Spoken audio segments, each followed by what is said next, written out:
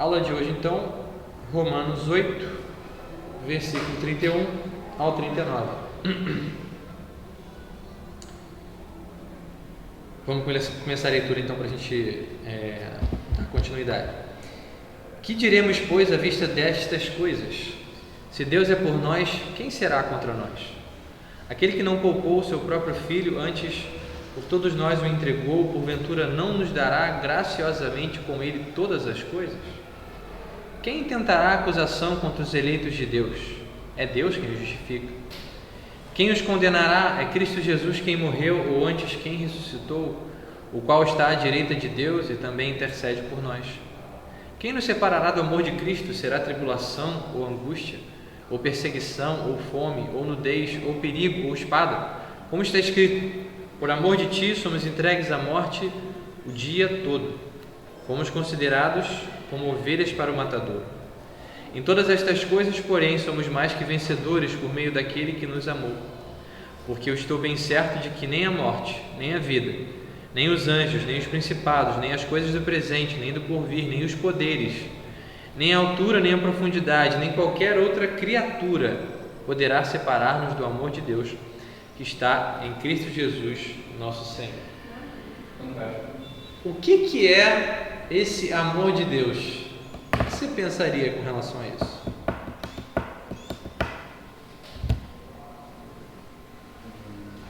Você não, né? Está escrito aí, você não vai poder ser separado desse amor. Tenta traduzir aí, o que seria essa ideia desse amor aí?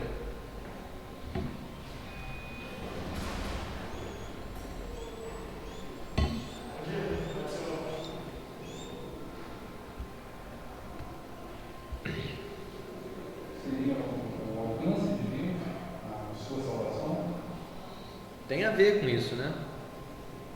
Porque aqui realmente dá uma certeza, né?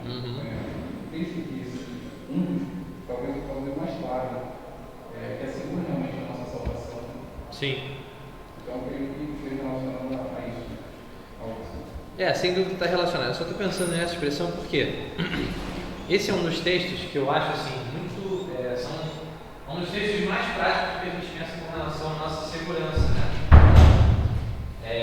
Da nossa salvação, no caso. Então, quando você tem dúvida da sua salvação, pelo menos para mim, esse é um dos textos que mais, assim, como é que posso dizer, aquietam o meu coração, entendeu? Só que a gente precisa sempre entender o que o texto está dizendo, né?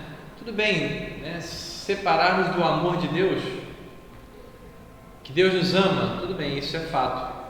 Então, não vou ser separado desse fato de que Ele me ama. Entendeu?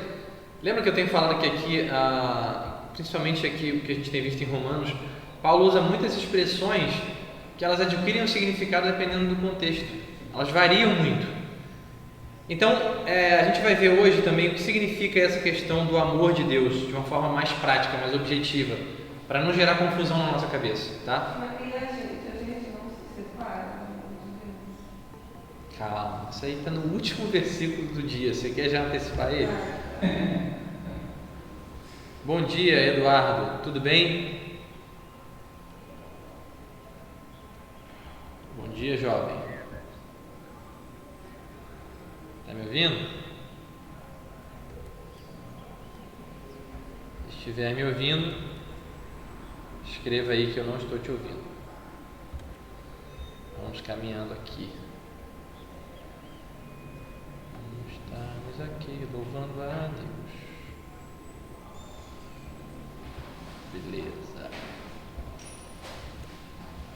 Beleza, Eduardo então já está aqui com nós. Show.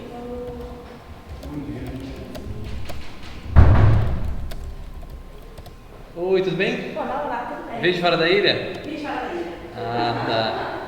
Trânsito. Maravilha. Então tá, a gente acabou de ver aqui o significado da questão do amor de Deus. A gente na verdade não viu o significado, mas a gente vai ver o que significa hoje, tá? Vamos listar aí, a gente acabou de ler o texto, Stephanie, tá? Romanos 8, 31 e 39. Vamos listar aí, de acordo com as possibilidades que a gente pensa na nossa cabeça, quais são os 3 inimigos dos filhos de Deus?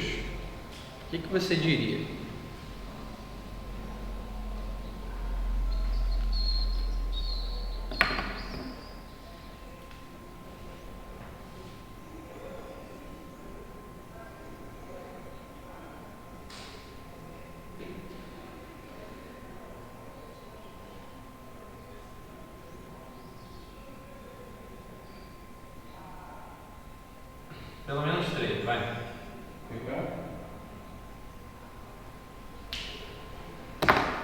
pode traduzir como isso daí? Diabo. Eu preciso de diabo também. Tá, vamos lá. Vamos botar aqui 3 inimigos, certo? Ok. Então, um deles a gente pode pensar aqui que é o diabo. Certo? Ok. Ok? 2, 3. Fico vendo o Matheus, ele é muito organizado, então tem que dar uma melhorada aqui. Não, Tá? no PDF, né, Maurício? Hã? No PDF, né? Pegou pressão em você, ó. Nossa, esse moleque Ele é. não botou vídeo, mas eu deixo no PDF. Tá voando, eu tô aqui em terra. O diabo. Qual é o outro? Eduardo, pode colocar aí se você quiser colocar, tá? Os inimigos dos filhos de Deus. O diabo é um deles. O que mais? Os principais das potestades. Pode ser também. Principado, potestade, né? Mas aí já está aqui no diabo. A ideia das forças mais sobre-humanas, vamos colocar assim. A carne? A carne, essa expressão é boa.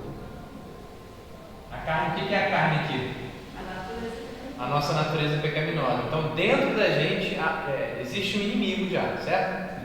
Então, esse inimigo aqui já é evidente que nós temos ele. Ele luta contra nós, certo? Ele nos condena, né? No caso, ele se inclina para aquilo que é mal. E mais um aí, o que a gente poderia listar aí? Tem até um livrinho do como é que é o nome dele? Russell Shedd. O nome do livro é justamente esse.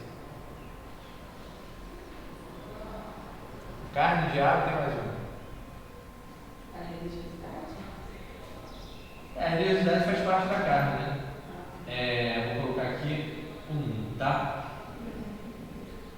O que seria o mundo como nosso inimigo? Sim.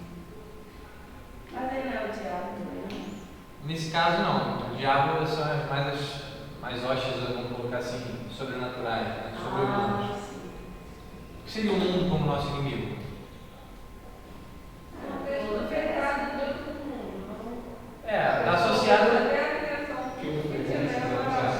Isso, está associado com as pessoas que não conhecem a Deus.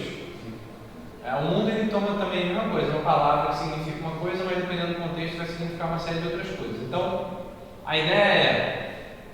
Deixa eu abrir aqui para o Eduardo ver, peraí. Está meio claro aí, mas deve dar para ver. Tá? São 3 inimigos dos filhos de Deus. O diabo, então, né, as hostes celestiais, o próprio Satanás aí nos acusando, a carne, a nossa natureza pecaminosa que nos inclina e nos leva para o mal. Certo? Nosso coração aí nos condenando, né, aquela expressão. E o mundo, no caso, essa ideia das pessoas, dos ímpios, aqueles que não conhecem a Deus e que com seus valores e tudo que acontece nesse mundo inclinam os homens para uma vida longe de Deus, certo? Então, pelo menos aqui a gente consegue ver, é o que o John Stott pontua, isso é bem clássico assim, né, na teologia, os 3 inimigos assim, dos filhos dos homens, certo? Os filhos de Deus. Então, o diabo, a carne e o mundo, nossos inimigos, certo? A gente vai ver então Paulo hoje tratando sobre uma questão de acusação, né? Ele vai dizer o seguinte: quem os acusará? Ele vai falar uma série de coisas. Ele vai dizer quem intentará acusação, quem os condenará, quem nos separará. Então ele está chamando a atenção para vários possíveis inimigos. E ele está meio que colocando esses inimigos à prova, certo? Mas olha só como é que ele começa o texto no versículo 31. Ele diz o seguinte: que diremos, pois, à vista destas coisas? De que coisas ele está falando? O que ele falou no versículo anterior? Sobre o negócio de predestinação. Isso. A gente começa no 22, né? Qualquer problema, deixa eu Isso aí. Então a ideia lembra, ele está falando o que diremos à vista destas coisas, ou seja, olhando para isso tudo, pensando nisso tudo que a gente acabou de dizer, não é isso? O que a gente acabou de dizer? Que Deus faz com que todas as coisas cooperem para o bem daqueles que o amam, certo? A gente viu que aqueles que o amam são alguns, são poucos na verdade, não são todas as pessoas do mundo, ou seja, diante dessa realidade, diante dessa informação, que é continuada também pela expressão que ele usa, né? Aqueles que Deus conheceu de antemão, a gente viu isso na aula passada. Ficou alguma dúvida nisso ali? Não. Conheceu de antemão? Ah, sim. Ficou dúvida? Eu me perdi. Tá, então só fazendo uma recapitulação aqui o que o Stott pontuou. O seguinte, ele fala sobre a questão do conhecimento, esse conhecer de antemão, como uma ideia muito mais profunda do que simplesmente uma informação intelectual, certo? E aí ele pega exemplos na Escritura, no Antigo Testamento ou no Novo, para essa expressão também, para esse mesmo verbo, ele vai mostrar que isso era uma questão íntima, que era comparado com a ideia de escolher ou de amar, entendeu? Então é como se Deus nos tivesse amado antes de tudo acontecer. Então lá na eternidade, por assim dizer, antes das coisas, Deus ele nos escolhe, nos ama por uma iniciativa sua, entendeu? Algumas pessoas. Isso aqui são algumas pessoas. O texto está apontando para aqueles que o amam, ou seja, seus filhos no caso, tanto aqueles que são agora e aqueles que virão a ser através dos séculos, vamos pensar assim, tá? Então ele coloca essa ideia do conhecer de antemão de uma forma muito mais profunda do que a gente entende no primeiro momento, tá? E aí a gente viu até o exemplo de José e Maria, né? Que José não conheceu Maria até que ela houvesse dado a luz, Mateus 1:25, se não me engano.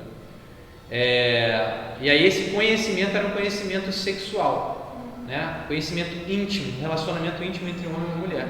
E era a mesma palavra usada para conhecimento, né? Conhecer, tá? Então isso é uma coisa que o Stott ajuda a gente aqui.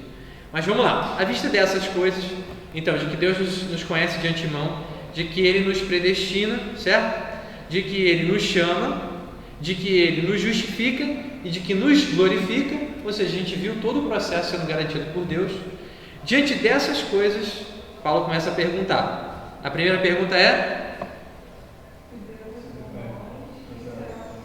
isso aí, se Deus é por nós, quem será contra nós? Aquele que não poupou o seu próprio filho, antes por todos nós o entregou, porventura não nos dará graciosamente com ele todas as coisas? Versículo 33: quem intentará acusação contra os eleitos de Deus? É Deus quem os justifica. Quem os condenará é Cristo Jesus, quem morreu, ou antes, quem ressuscitou, o qual está à direita de Deus e também intercede por nós. Então pensa na ideia aqui.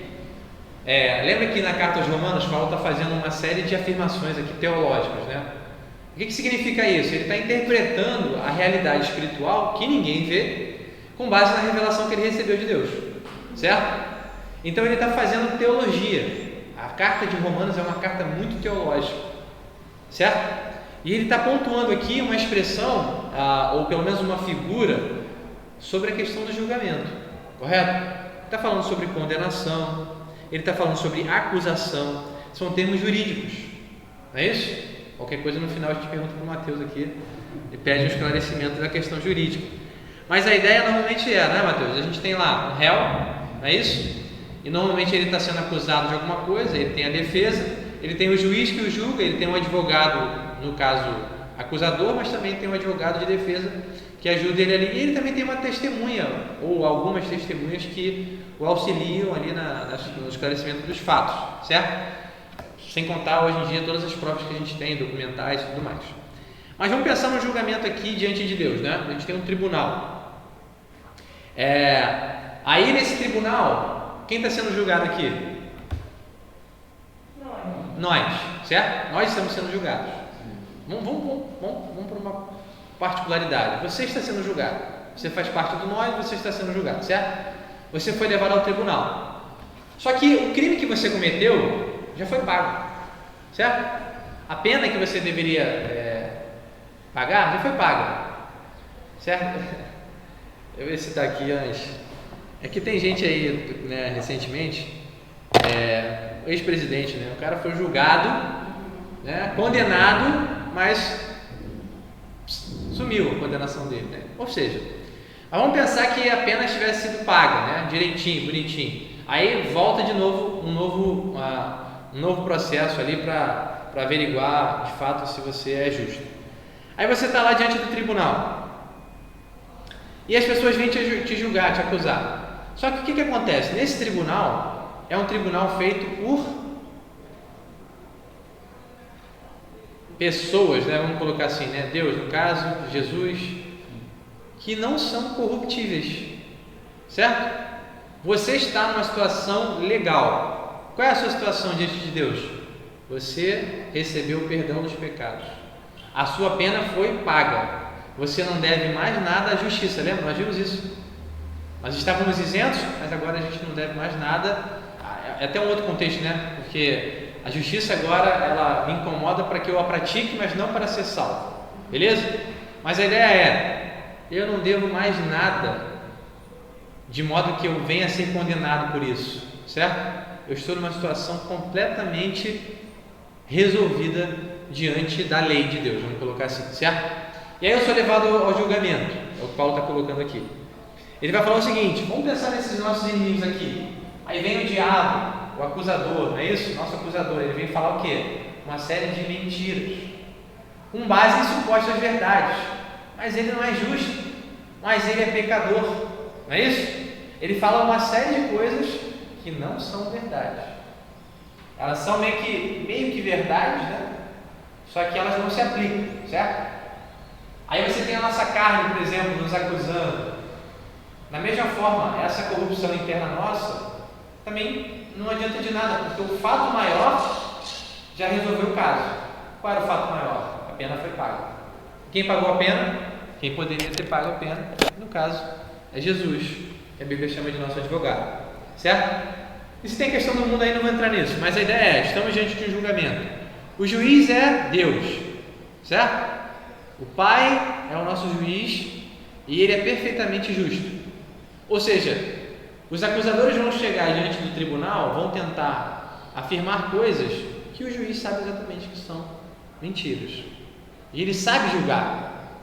Ele não é como aquele juiz que fica ali naquela cadeira tentando avaliar quem está certo, quem não está certo. Entendeu? Então é interessante a figura que Paulo coloca aqui do tribunal, porque ele elenca essas pessoas aqui da Trindade como justamente os agentes principais naquele momento de julgamento. Então o Pai é perfeitamente justo e sabe de todas as coisas, ok? Aí vamos pensar aqui, vem lá um advogado que está acusando, no caso, a gente, o diabo, sabe de um monte de coisa, ele é cheio das artimanhas, certo? Ele tem as mandingas no tribunal, ele sabe o que falar, sabe? Só que do outro lado tem um advogado mais poderoso, né, da face da terra, por assim dizer, sabe de tudo, totalmente justo, não tem nada a temer. O que o diabo vai falar diante de um advogado assim? Ele pode até tentar pleitear alguma coisa, mas nada prevalece, certo? Nosso advogado é Jesus. Aí o texto não afirma sobre a pessoa do Espírito Santo, mas eu coloquei aqui de propósito. Poderia muito bem pensar que o Espírito Santo seria também a testemunha, não é isso? Ele está presente com os filhos de Deus em todo o tempo, ele aplicou a obra de salvação, não é isso? Que Jesus conquistou e o Espírito aplica, certo? Aí eu chamei aqui o Espírito Santo como testemunha para o nosso tribunal, que de certo modo é o que acontece. Então ele testemunha também acerca de toda a verdade. Então tudo aquilo que o diabo nos acusar, tudo cai por terra, beleza? Só estou chamando a ideia do tribunal, né, para a gente tentar meio que vislumbrar mais ou menos o que Paulo está fazendo aqui. E aí uma coisa que eu estava estudando até no seminário esses dias, que está me ajudando aqui na questão da teologia, é que quando a Bíblia diz que Deus nos justifica, é como se ele fizesse uma antecipação do julgamento. Presta atenção nisso. Um dia nós todos seremos julgados, certo? Todos, na Bíblia fala, né? Todos nós compareceremos diante do tribunal de Deus. Cada um prestará contas de si mesmo a Deus. É isso? Então, é fato. O dia final vem e todos nós compareceremos diante daquele julgamento. Ok? Só que quando a Bíblia fala assim, nos justificou, ele traz uma coisa que é futura para o presente. Ou seja, aquela declaração que Deus vai dizer lá na frente, justo, ele antecipa, certo? Por quê? Porque eu acreditei, no caso, na obra que Jesus fez, e eu me aproprio dela hoje no presente, mesmo antes do julgamento. E aí é aquele conflito na teologia que a gente chama do... Eita, venha, pode entrar. É aquele conflito que a gente vê na teologia do já e o ainda não. Já viram sobre isso? Já e o ainda não? Já ouviu sobre isso? Muitas coisas na Bíblia a gente vai ver assim, Ué, eu já sou, mas ainda não sou. Por exemplo, você é salvo? Sim. Você já foi salvo? Definitivamente? Não. Você já é salvo, você experimenta as bênçãos da salvação, mas definitivamente você não foi salvo, porque você ainda peca, porque você ainda está num corpo que se deteriora, certo? Você ainda não está na glória, ainda que você conheça o Deus todo glorioso, não é isso? Então, há um conflito em muitas coisas da teologia entre o já e o ainda não, e essa é uma delas, a questão legal, beleza? Isaac, pega o texto aí, tá? Então, continuando aqui o texto, Paulo vai então chamar essa figura do julgamento e ele vai começar agora a fazer perguntas. Então, já que nós temos esses... Bom dia, que isso? Está orando, Isaac? Seja bem-vindo, tá? Estou brincando. Então ele pega essa figura do julgamento e pontua lá, né? Quem são? Juiz, advogado, testemunha. Ele vai mostrar como é que o julgamento vai ser inteiramente justo, tá? E aí ele vai começar a fazer perguntas. Primeira pergunta a gente viu: quem vai ser contra nós? É como se ele chegasse no julgamento e falasse assim: e aí, quem é que vai vir julgar? Aí o diabo desistiu, né? O feroz lá desistiu, não dá, ok? O mundo, que tem tudo contra os crentes, contra os filhos de Deus, desiste também. A nossa própria natureza não vai ser palha, por exemplo, para acusar a gente de alguma coisa. Ele vai falando então. Aí o Stott fala que ele faz 5 perguntas sem resposta. Se Deus é por nós, quem será contra nós? Quem é? Quem vai ser contra nós? Aí ele afirma, no caso, o fato principal: aquele que não poupou o próprio filho, antes por todos nós o entregou, porventura não nos dará graciosamente com ele todas as coisas? Ou seja, se Deus deu o seu próprio filho, que é a coisa mais preciosa do universo, é Jesus, a gente às vezes não vislumbra isso, será que ele não nos dará todas as coisas? Aí o Stott pontua como sendo uma questão de necessidade, mas ao que me parece é uma coisa mais eterna, né? De tudo que Deus tem será nosso. Aquela ideia de co-herdeiros com Jesus, sabe? Jesus é o herdeiro de Deus e nós somos co-herdeiros com ele, ou seja, nós herdaremos a nossa herança do nosso Pai Celestial por causa de Jesus. Nós receberemos todas as coisas, tá? Quem tentará acusação, ou seja, diante desse tribunal justo, quem vai acusar os eleitos de Deus? Quem? E aí ele vai dizer: é Deus quem os justifica.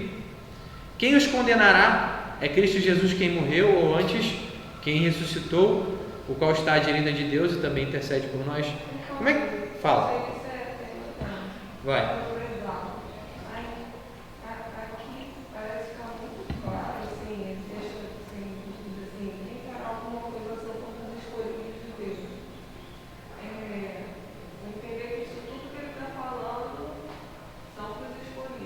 Claro, sem dúvida, sem dúvida. Isso aqui só cabe para aqueles que são filhos de Deus.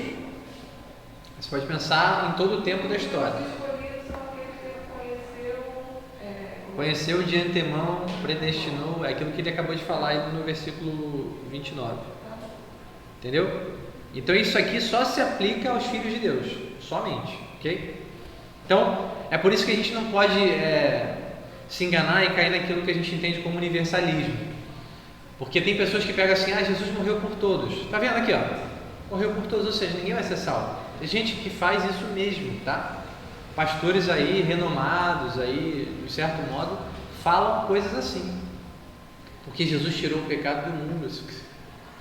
É tipo, ele não está falando sobre uma salvação objetiva, está falando sobre a questão da expiação, e aí mesmo a gente tem várias nuances ainda sobre essa doutrina, mas aqui só se aplica aos filhos de Deus, tá? Aqueles que são, aqueles que foram e aqueles que virão a ser filhos de Deus. Então, quem vai condenar aqueles pelos quais Jesus morreu? Ou melhor, ele ressuscitou e também está à direita de Deus intercedendo por esses, certo? Quando você pensa lá que Jesus intercede por nós, é por nós mesmos, seus irmãos, certo? Os filhos de Deus. Deixa eu ver aqui se dá.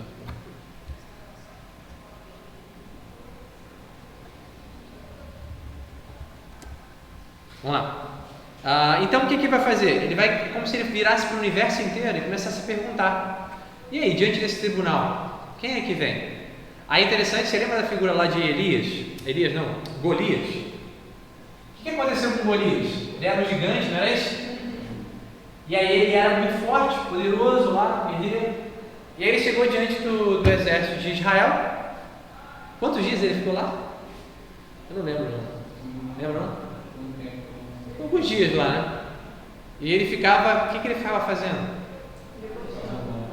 Debochava, desafiava, né? Quem é que vem? Então ele se achava poderoso o suficiente para atemorizar todo mundo de modo que ninguém viesse. Eu achei interessante que é justamente isso que acontece aqui, né? É como se Paulo estivesse nessa posição, né? Ó, Deus está aqui, ó. Quem vem? Vem o mundo, vem? Né? Vem o diabo, será que vem? Então é como se ele estivesse exaltando essa confiança. Mas, pô, se você parar para pensar em Golias, né? O que ele tinha na verdade não era uma confiança, era uma presunção, né? Porque chegou um menino lá com a funda e meteu na testa dele e depois cortou a cabeça dele e ele morreu. Agora, isso quando a gente pensa em Deus é totalmente assertivo. Não tem como falhar essa ideia. Se Deus está do nosso lado, no sentido de que Ele já nos salvou, de que Ele nos escolheu, de que Ele preparou todo esse processo e garante que nós seremos glorificados, quem é que vai chegar diante do tribunal para fazer algo diferente? O que eu estou pensando aqui é o seguinte, eu falei no início da aula, que esse texto é um dos textos que mais geram na gente segurança da nossa salvação. É um dos textos que mais vão contra a ideia de perda de salvação, por exemplo, que algumas pessoas crentes, acredito nisso, defendem. Perda de salvação. Como é que você pode, por exemplo, estudar a carta aos Romanos, ver tudo que Paulo fala sobre a questão da justificação, sobre esse processo tão claro e firme que ele fala, da escolha de antemão de Deus, da predestinação, de tudo que ele vai fazer, e ainda fala que ele glorificou no passado como uma certeza. Como é que você pode pensar numa perda de salvação, por exemplo? Então a grande questão para a gente, né, de maneira prática, o que a gente precisa saber? Eu sou de Deus? Porque se eu sou de Jesus, no caso, se eu estou debaixo desse amor de Deus que me salva, certo? Isso é definitivo. Não tem mais volta, não tem mais mudança, isso é definitivo. E aí quando eu fecho essas coisas na minha cabeça, eu posso descansar debaixo de todas essas promessas de Deus. O que acontece? Tem muita gente que não fecha a questão. Será que eu sou filho de Deus mesmo? Queria fazer uma pergunta bobona. Vai. Quem além de mim, além de Deus, quiser ter certeza da salvação? Quem além de você? A pessoa que é salva e ter certeza da sua salvação e Deus, sabe? Normalmente é assim mesmo. Só? Tem uma exceção, porque eu lembro de Paulo falando lá em, acho que é Filipenses, sobre aqueles que estavam com o nome, né, escritos no livro da vida. Só que eu acho que para Paulo, no caso, seria mais seguro, no caso, porque ele tinha uma autoridade diferente. A autoridade apostólica, ela é diferente de fato do que os crentes têm hoje, tá? Ninguém tem mais aquela autoridade de receber a revelação de Deus e dar a interpretação correta, beleza? A gente fica hoje baseado na iluminação do Espírito do que já foi revelado e interpretado pela Bíblia, você sabe, né? A Bíblia, ela se interpreta, tá? Mas hoje o processo normal é esse, o Espírito Santo fala no nosso coração, não é isso? E testifica, a gente já viu isso em Romanos, sim, que nós somos filhos de Deus. Então a certeza vem de um relacionamento pessoal com o Espírito Santo. Sim, mas ninguém tem acesso a essa certeza como...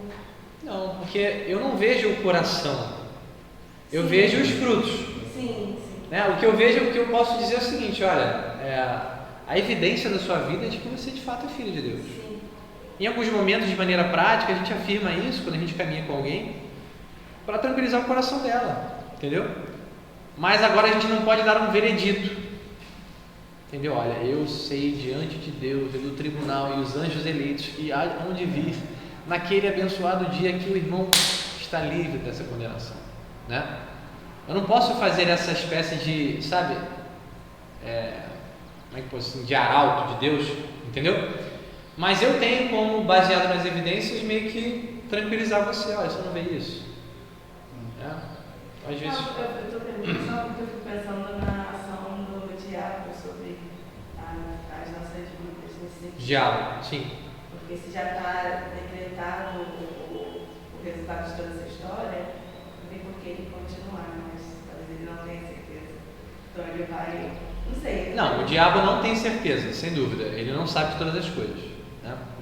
Mas ele sabe o que Deus já revelou, ele sabe. Ele sabe. Só que a intenção dele é realmente nos abater, né? É acabar com a nossa caminhada, nos levar para longe de Deus. Ele é o nosso acusador. Então ele parece que a ideia do diabo é justamente, eu estava vendo até o Stott pontuou isso, que a ideia de diabo, né, a expressão diabolos, é uma ideia de difamador, caluniador. Deixa eu ver se eu acho aqui rapidinho.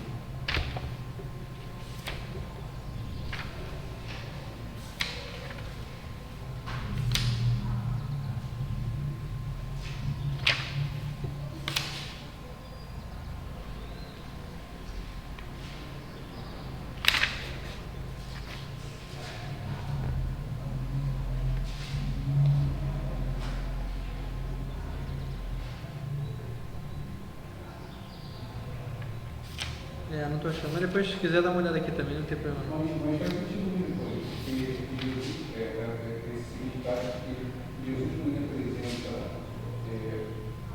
as características do diabo. Olha só, em João 8,44, você gosta do diabo, que é vosso pai, e quereis satisfazer-lhe os desejos. Tem o princípio jamais se firmou na verdade. Isso. Porque nele não há verdade. Quando ele profere mentira, fala daquilo que é próprio, porque é mentira por parte da mentira. Então, ele escreveu aqui, ó, o diabo nunca cessa de impor acusações contra nós. O seu título, Diabolos, significa difamador ou caluniador, e ele é chamado de acusador dos nossos irmãos. Ou seja, é evidente a figura do diabo aí como sendo aquele que de fato se opõe aos filhos de Deus, certo? Ele odeia, né? Ele não tem verdade nele, é só o contrário, é basicamente o oposto do que Deus é, né? Ele se opõe ao que Deus é. Liga pra mim, sabe? Tá com a Catarina não? Não, então deixa. Eu aguento aqui. E essa questão das evidências faz sentido porque pelo fruto se conhece a árvore. Isso aí, E só um negócio que a palavra só falou, o que é? são 40 dias de escola, só para. Não entendi. Naquela. Um pouquinho antes você falou de bonito, são 40 dias. 40 dias. 40 dias. Bota mais quente, senão vai ficar muito frio. Bota 22, 23. Então, beleza. Então, a ideia aqui, Paulo está pegando e gritando ao universo inteiro. Aí eu lembrei de uma música do Stênio Márcios. Se você não ouviu, anota aí e procura. Já ouviu já? Stênio Márcios? Com certeza. Cara, como diria Giovanni Prota, né? Fenomenal. O nome da música é Nele. Uma parte da música é o seguinte, ele fala o seguinte, quer cantar, Stefano? Arrasto por onde vou correntes de amor eterno e grito ao universo inteiro, quem dele vai me separar? Silêncio na terra e no mar, silêncio nos mundos distantes, pois nada me arranca dos braços daquele que me amou primeiro. Interessante, né? Então ele pensa nessa ideia do que Deus fez e ele começa a procurar no universo alguém que possa separar ele dos braços daquele que amou ele primeiro. E é exatamente o que Paulo está fazendo aqui. Ele grita para o universo inteiro, ele procura no universo inteiro, tudo que foi criado, tudo que existe, em qualquer esfera, no tempo presente, futuro, seja lá o que for, ele não encontra ninguém. É o que o Stênio vai dizer, né? Silêncio na terra e no mar, silêncio nos mundos distantes, né? Pois nada me arranca dos braços daquele que me amou primeiro. Então, muito interessante, se você puder ouvi-lo, é muito edificante para a sua vida, sem dúvida. E aí, a segunda parte, versículo 35. Quem nos separará do amor de Cristo? Será tribulação, angústia, perseguição, fome, nudez, perigo, espada? Como está escrito, por amor de ti somos entregues à morte o dia todo, fomos considerados como ovelhas para o matador. Beleza? Então, vamos pensar aqui, fazer um esqueminha aqui. Tá? A gente tem aqui, como se fosse uma espécie de uma escada, tá? Das coisas que querem separar a gente de Deus, certo? Vamos pensar aqui em coisas meio que o Stott ele pontua como se fossem duplas, tá? A primeira dupla aí, na verdade, a primeira é um trio. Então aqui tem tribulação. O que mais?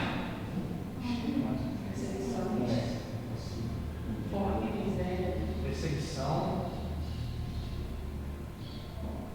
e angústia, não é isso?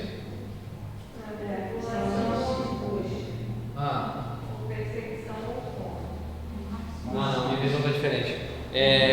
Tribulação, angústia, perseguição. Aí depois vem fome e nudez. Fome, nudez. Isso, perigo e espada. Isso aí.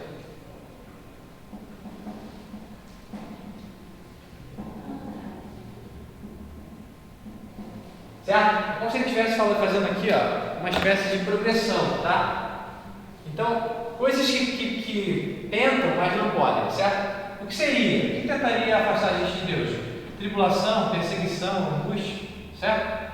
Tribulação, com relação aqui mais à questão das circunstâncias, né? Circunstâncias ruins, perseguição por causa do Evangelho, sentimentos interiores negativos, né? Por causa das circunstâncias. Então, circunstâncias. Mas aqui também outras circunstâncias, agora com relação à questão mais necessária da vida. Então, não tem alimento aqui e não tem investimento, certo? Mas Jesus não falou que se você buscar o reino de Deus em primeiro lugar, todas aquelas coisas que ele disse, não é isso? Comida e alimento seriam acrescentados? Ele disse, mas e se faltar? Isso vai te separar do amor de Deus? Terceira, perigo ou espada. A ideia aqui do perigo são também circunstâncias de alguém querendo a nossa vida, né? Ou de ameaças contra a nossa vida. Eduardo não está vendo aqui. Olha aí, Dudu. Desculpa aí. Então, progressão aqui. Então, perigo ou espada. A espada é justamente a ideia da morte. É uma expressão usada na época de Paulo justamente no momento da morte, né? Do assassinato.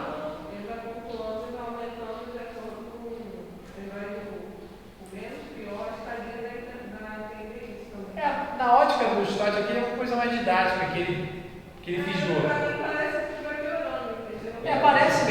Parece mesmo. Até coloquei como sendo, tá? Mas isso aqui é só para a gente vislumbrar o que está escrito. Então olha só quantas coisas vão querer meio que nos afastar do amor de Deus, e cada vez vai ficando mais difícil. E aí ele coloca o último, sendo a questão da espada aí, o Stott pelo menos faz isso,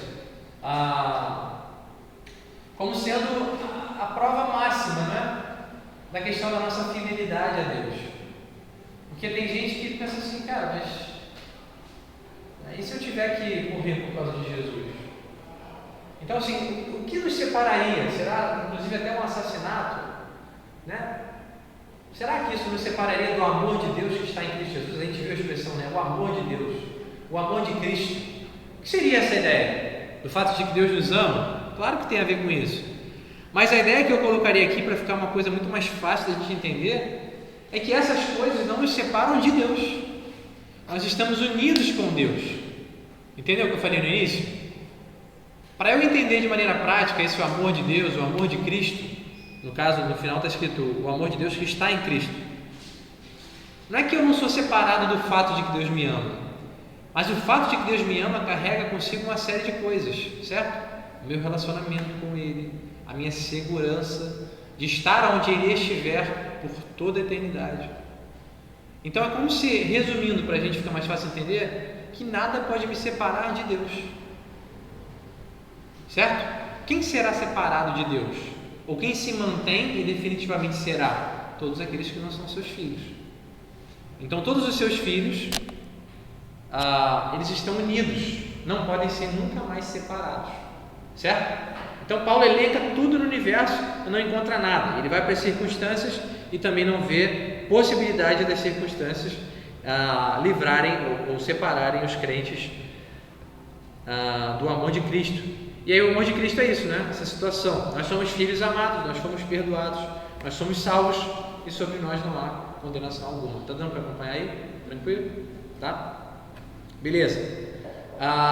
Sobre essa questão dos sofrimentos, aí eu pego aqui uma dica do John Stott, que isso que a gente está vendo aqui, para a gente é uma coisa um pouquinho meio que distante, mas para aqueles crentes ali do primeiro século, especialmente em Roma, não era. Por quê?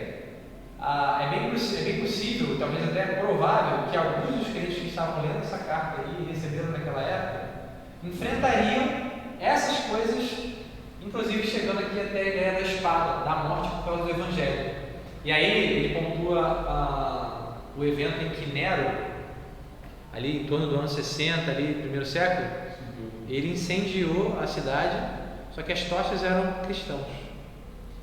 Ele botou fogo nos cristãos para iluminar a cidade para o seu próprio entretenimento. Já pensou nisso? Então assim, isso faz a gente pensar, né, o que a gente vive, né? E eu acho que isso tem um conflito direto com o que a gente vive hoje, porque a gente se vê numa situação assim muito tranquila por causa do Evangelho. Isso deve fazer a gente pensar, né? Fazer a gente se manter preparado. Uma das minhas orações, às vezes eu tenho até medo de fazer essa oração, mas uma das minhas orações é: Deus, me ajuda a estar preparado para sofrer e para morrer pelo seu nome, sabe? Porque eu olho para mim hoje e não me sinto nem um pouco preparado com relação a isso. Aquela história, a gente não se conhece, uma situação adversa, mas eu olho para Paulo, né? Ele enfrentou várias coisas e ele falou isso. Quando ele estava indo para Jerusalém, o pessoal ficou lá preocupado porque ele ia ser preso. Aí aquele profeta lá viu, vai ser preso. E aí ele fala: olha só, por que vocês continuam me entristecendo? Vocês não sabem que eu estou pronto para sofrer pelo nome e até para morrer. Eu estou pronto. Ele não tinha medo, ele sabia o que ele estava fazendo e o que poderia acontecer com ele. Ele sabia muito bem. E a gente hoje às vezes esquece desses detalhes, né? A gente tem que realmente sempre lembrar da nossa história, da história dos nossos irmãos, e não só do passado, mas do presente. A gente hoje tem visto a questão do Afeganistão, a gente não sabe, gente diz que já foi um monte de crente morto, tem gente que diz que não, que é fake news. Mas querendo ou não, há cristãos que morrem hoje por causa do Evangelho. E isso às vezes não nos incomoda. Isso é preocupante, porque a gente acha que a gente está vivendo um outro cristianismo. Certo? Isso deve realmente gerar na gente essa identificação com os nossos irmãos que conhecem a Deus no meio da perseguição. Beleza? Então, esses cristãos experimentariam isso pouco após essa carta aí, provavelmente. E aí Paulo vai dizer o seguinte: como está escrito, por amor de ti somos entregues à morte o dia todo, fomos considerados como ovelhas para o matador. E aí ele pega o Salmo, e aí é o Salmo 44, 22, que vai dizer lá, o salmista está colocando que aquele momento de ter sido entregue, espalhado pelas nações, pelo menos no caso dele ali, estava sendo por fidelidade. Eles, no caso ali do Salmo 44, haviam sido fiéis, mas mesmo assim estavam recebendo um castigo da parte de Deus. Tá? E aí Paulo vai colocar, olha, da mesma forma, porque se nós formos fiéis a Deus, nós podemos enfrentar todas essas coisas. Nós somos entregues à morte todo dia, certo? Mas o que ele vai dizer aí no final? Em todas essas coisas, porém, somos mais do que vencedores por meio daquele que nos amou. Ou seja, eu posso enfrentar a morte, perseguições e coisas ruins por meio da minha fidelidade a Deus. Só que mesmo enfrentando todas essas coisas, mesmo sendo considerado como ovelha que é levada para ser morta, e aí eu pego o gancho, eu até botei lá no Instagram ontem, né? Que quem entregou, no caso, foi Deus. A questão de Jesus, por exemplo, eu peguei até um autor que o Stott pontua, ele fala o seguinte: olha, não foi Judas que entregou Jesus como é que é? Por inveja, assim. Não, inveja foram os judeus. Até esqueci, gente. Ganância, pode ser ganância. Não foi Judas que entregou Jesus por ganância. Vou ler aqui, vai ficar mais fácil. Não foi Judas por dinheiro, nem Pilatos por medo, nem os judeus por inveja, mas foi o Pai por amor. Aquela ideia, né, de todo mundo tendo a sua própria responsabilidade, mas Deus, que é soberano, Ele executou no plano espiritual aquilo que estava acontecendo ali. Então Ele entregou Jesus. E não foi por ódio, foi por amor. Certo? Porque Ele nos amou e entregou o seu Filho, no caso, para nos salvar. Beleza? Até aqui tudo bem? Tranquilo? Oi? Mais que vencedores, no verso 37, é até interessante como contraste, né? Porque o mundo prega o que é ser vencedor, por exemplo, né? Verdade, cara. Falando aqui, você diz exatamente, passa por isso. Isso aí. Então, se você olhar essas circunstâncias aqui, você perguntar para alguém no mundo, igual o Matheus falou, O que a pessoa vai te dizer? Essa pessoa aqui, né, que experimenta isso, é vencedor ou é perdedor? E aí Paulo fala assim, né, nem vencedor é, você é mais do que isso. E me parece aqui é que não tem nenhuma expressão para isso, né? Porque vencedor é meio que o top, né? É o vencedor. Só que isso aqui representa mais do que isso. Parece que não tem nem palavras para expressar, mas ele fala, olha, nós somos mais do que vencedores, por meio daquele que nos amou. Ou seja, o amor de Deus nos faz mais do que vencedores. Ele vai dizer, versículo 38, porque estou bem certo. E aí Paulo pontua aqui a ideia de que ele está convicto. Ele foi persuadido, tem outras versões que falam sobre isso também. Ou fui convencido. Então ele foi convencido, ele está certo de que nem a morte, nem a vida, nem os anjos, nem os principados, aí principados no caso aí seria a ideia mais dos demônios, né? Nem as coisas do presente, nem do porvir, nem os poderes, nem a altura, nem a profundidade, nem qualquer outra criatura poderá separar-nos do amor de Deus que está em Cristo Jesus. Então lembra, Paulo está falando da segurança, da certeza do crente. E ele continua usando outras figuras no universo existentes, possíveis, para mostrar que nada pode afastar a gente de Deus. Aí você pensa assim, pô, mas eu me converti e me desviei. Se você se converteu de fato, isso é temporário. Porque nada pode te separar do amor de Deus. Aí a gente tem sempre visto essa questão prática, né? Se alguém está desviado, virou as costas para Deus, então provavelmente isso é uma amostra de que ele nunca de fato conheceu a Deus. Porque não dá para conhecer a Deus e deixar de conhecer. Isso não existe. Ou eu conheço a Deus ou eu não conheço. E, por exemplo, eu penso também na questão prática para mim. De vez em quando eu tenho alguns problemas na minha caminhada com Deus. Às vezes eu fico mais inconstante, mais frio, né? A expressão que a gente usa. E aí eu penso assim, cara, eu sei quem eu sou. Eu sei que Deus está na minha vida cuidando de mim. E eu sei que em uma visão mais do alto, por assim dizer, Deus está trabalhando inclusive nesse momento de frieza minha, para me mostrar alguma coisa. Porque eu posso ter a segurança, mesmo em meio aos meus tropeços, seja lá o que for, de que eu sou filho de Deus. Mas eu tenho sempre um alerta aqui, ó, no meu ouvido. Preste atenção, né? Preste atenção. Isso não é evidência de filho de Deus. Caminho de filho de Deus é de santidade. Então tem sempre esses alertas atrás de mim aqui, que com certeza vem do Espírito Santo, me mostrando que o filho de Deus não anda 100% no pecado. Não vira as costas para Deus definitivamente. Não vira, certo? Então são coisas que a gente pode aplicar na nossa vida. Então ele vai listar todas as circunstâncias e ele não encontra nada que possa nos separar de Deus. E aí, quando ele fala outra criatura, eu quero só fazer um parêntese aqui, é que essa criatura também inclui você mesmo, aquilo que você falou. Você já parou para pensar que você não pode se separar de Deus? A pessoa pensa assim, caraca, mas se eu me suicidar, eu vou para o inferno. Olha, se você se suicidar e for para o inferno, significa que você nunca conheceu a Deus. Agora, se você se suicidar e for para o céu, significa que você conhece a Deus. E aí, será que você... Isso é um bom questionamento, né? Então, o sofrimento para muita gente é uma coisa... Tem gente que acha que é intolerável. E aí eu vou entrar para a questão mais assim, como posso dizer, emocional, questão mais interna, por assim dizer, que muitas vezes é a causa dos suicídios, da maioria dos suicídios. E aí você tem que pensar nisso, né? Será que eu conheço a Deus? Será que não? Porque matar alguém ou se matar não é algo que seja próprio dos filhos de Deus, né? Então a gente tem que ter esses conceitos.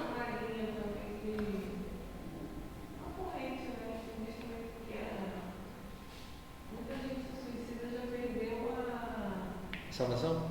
Não, perdeu a faculdade mental. A pessoa está com uma doença mental que ela não tem mais extinção, né? Porque tem casos assim, eu tenho uma pastor falando que teve um pastor que se suicidou, né? O pastor que ele conhecia tudo, ele falava assim, ele falava, eu não posso afirmar, mas eu penso que se a pessoa já perdeu todo a faculdade, você está doente mesmo da mente, ela não tem total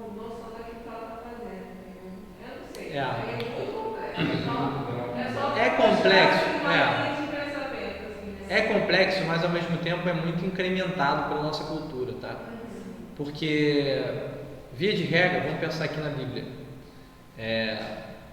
a gente sempre trabalha com a questão dos pressupostos, não é isso?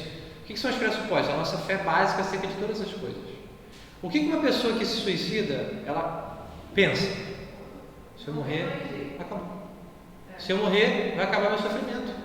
Então ela olha para a morte com uma possibilidade de livramento. Só que o que a Bíblia fala? Querido, se você se matar sem conhecer a Deus, só vai piorar. Então, pode ter uma questão mental, pode ter o que for, mas uma coisa é certa. Se você morre sem conhecer a Deus, você vai piorar o seu sofrimento. Eu fui num congresso da FEL alguns anos atrás e tinha um bate-papo, tinha uma menina que perguntou para o pastor, acho que ela até Fernando Pereira tinha falado, que o irmão dela havia se suicidado há uns 2 anos antes daquela reunião e que ela sofre muito com isso, com essa questão do suicídio ser um pecado sem perdão, né? Aí ele fala que Deus fala sobre pecados que não têm perdão e o suicídio não está entre eles. Sim. Então isso não significaria que ele está perdido, né? Até porque, quando a gente aceita Jesus, está decretado o nosso destino. Sim. E isso a gente vai pecar na nossa caminhada. Exato. E isso pode ser E ele não fala como se não fosse pecado, sabe? Sim. Tirar sua própria vida. Mas ele não coloca também como algo que te faz, que é uma expressão de que você não é salvo. Pois é. Isso não é definitivo. O suicídio ele não é definitivo. Nossa, estou falando sobre a certeza do amor de Deus, a gente está agora entrando na dúvida. Mas é uma questão prática, né? É uma questão prática. Mas é justamente isso. Se nós temos certeza do amor de Deus, uma vez entendido que nós somos filhos de Deus, né? Pode até acontecer, de uma circunstância difícil, alguém tirar a sua própria vida. Mas se ele conhecia Deus, ele vai ser salvo. Ponto. Por quê? Porque o suicídio não separa ninguém de Deus, certo? O que acontece é que muitas pessoas que se suicidam não são cristãs. E eu ousaria, né, afirmar, sem conhecer, mas eu arrisco aqui, tá? Um arrisco, que a grande maioria esmagadora não conhece Deus. Porque são justamente as pessoas que não creem, que não têm uma perspectiva diferente, que não têm esperança. E uma das marcas do crente é que ele tem esperança. Fala. Eu tive uma aula sobre suicídio esse semestre. Vai. E um dos fatores protetores do suicídio é a religião. Religião, casamento. Calma aí, os fatores o quê? Protetivos. Contra o Protetivos. suicídio. Tá. Era religião, casamento, tinha outros lá, mas eu já vi esse daqui. Então, assim, é justamente pelo fato de, eu coloco o evangelho aqui, no fato de ter uma solução, de ter uma esperança, de ter a vida eterna, de ter, estou passando por tribulação, não, mas tem bom ânimo, eu venci o mundo, tá ali na vida, etc. Então, isso dá um certo consolo para a pessoa. E isso acaba sendo um fator protetivo, porque tem uma esperança. Sim, lógico. É até a mesma coisa que é engraçado da dor, porque isso foi um relato de um paciente que eu tive essa semana. Ele falou que houve muita dor na enfermaria e ele já estava assim, descontrolado, e quando ele tinha acabado de sair da anestesia, a gente tinha que manejar a dose de opioides para ele, como ia fazer. E ele falou que foi bem na hora que a irmã dele chegou, e a irmã dele era cristã. E a irmã dele começou a orar por ele, e ele começou a sentir que aquela dor passou, entendeu? Então, assim, tem vários fatores envolvidos e não vou falar a religião, porque quando a gente fala sobre a religião em si, que acaba interferindo na vida da pessoa de uma forma muito melhor, entendeu? Sim. Então, assim, dentro da saúde, o suicídio é um deles, mas tem vários outros fatores, entendeu? Sim. Coisa que cardiovascular, porque você não tem aqueles fatores ambientais, então tem muita coisa que por conta da cultura cristã em si, acaba sendo protetor Sim. em questão de saúde mesmo. Imagino. O problema é só quando essas coisas assim, que a gente analisando na parte, vamos colocar assim, terrena, tudo serve. É aquela questão do pragmatismo, né? Dá certo, vamos fazer. É aquela ideia, né? O pessoal humanista normalmente pensa, aqueles que têm um propósito para viver normalmente ficam bem numa situação de adversidade e tudo mais. Tudo bem, essa é a visão terrena, mas na visão, não é isso? Espiritual, o negócio é muito mais sério. E aí a gente entende a questão de verdade e mentira, ou uma suposta verdade que não é verdade, porque as religiões não são verdade. Jesus é a verdade e a sua palavra é a verdade. Então aqueles que o conhecem têm uma esperança que não será frustrada. Porque muitos caras, por exemplo, o cara que é, sei lá, é muçulmano, que vai lá, homem-bomba, isso aí. A esperança dele é uma coisa boa no futuro. Então ele vai ali meio que talvez até sem temor, estou supondo. Mas a ideia é, a esperança dele vai se cumprir? Não vai se cumprir. A esperança do crente vai se cumprir? Vai. Por quê? Porque Jesus falou. Eu acho que isso sempre vai ser uma questão, talvez, na nossa área, mas a gente que tem um problema de saúde mental, porque é muito sofrido familiar. Sim. Né? Eu tenho pessoas próximas mesmo que perderam, então se você for conversar com a pessoa, dá até pena, porque Sim. ela não é desculpa, pode estar sendo coisas erradas dentro da Bíblia, sempre para tentar consolar o próprio coração, entendeu? Pois é. Porque é muito sofrido. A mãe meu cunhado, ela fala que o filho se suicidou, ela fala que como ele se jogou, né? Ela fala assim, eu acho que ele foi descansar, que ele estava cansado, e ele se desequilibrou e caiu. Nossa. Entendeu? Então dói. Aí você vai falar, e tem gente que chega e fala coisas assim, ser humano, né? Então a gente não pode negar a verdade, como eu estou falando. Sim. Eu acho que